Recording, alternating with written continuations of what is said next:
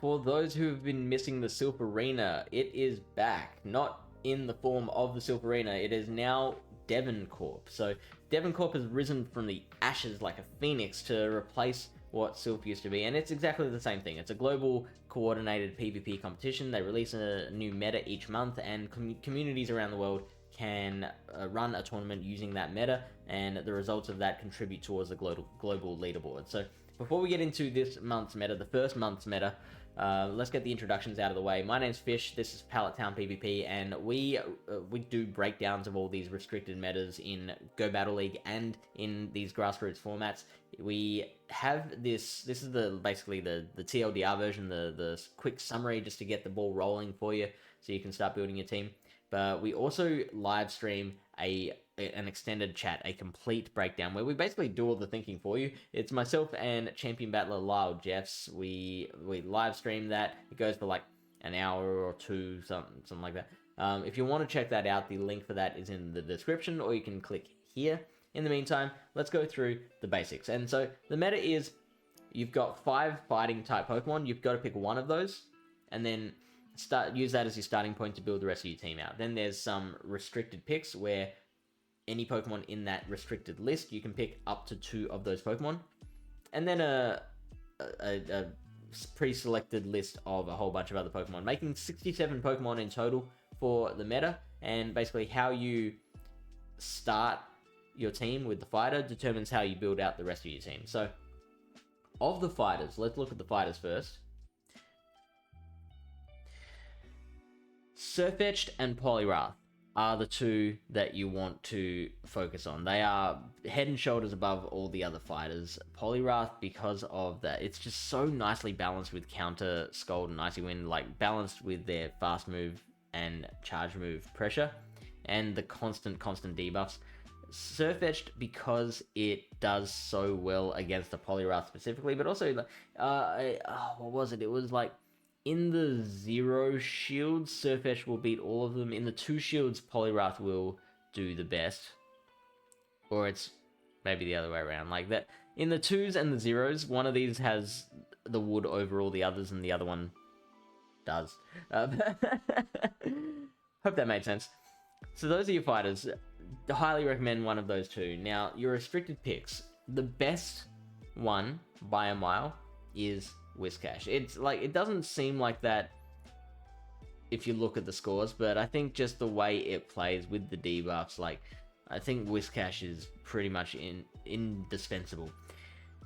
The reason for that, the biggest reason for that, and this also applies to Poliwrath, is that water damage in this meta is gonna be so nice, because it's like a very general, neutral pick.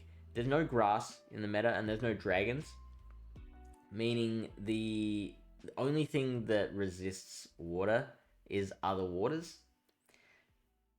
So Whiscash is going to be good for that reason, but the one thing that Whiscash cannot stand is a little further down here, and that is Araquanid.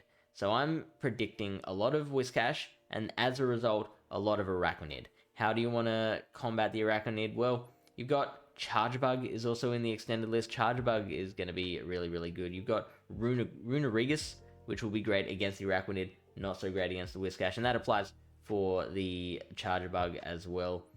Diggersby and Gastrodon are good ground types, but I think they're just outshined by Whiscash. Maybe you could go double ground, that is a strategy, but you can pair the Whiscash with a lot of things.